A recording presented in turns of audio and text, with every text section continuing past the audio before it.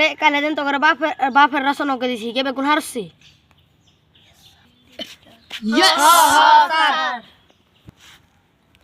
এরে কার ধরন যা রে আঙ্গ শারমিনের জামাই আল্লাহর আতে বানাই না জামাই সমিল তো বানাই ইঞ্চি জামাই হাত ফটকে জামাই কিতাব বই এরে রিফাত তুই কসা এবার এরে বন্ধু আমি তো বাপের রচনা হয়ে নাই বন্ধুর রচনা হয়ে আছে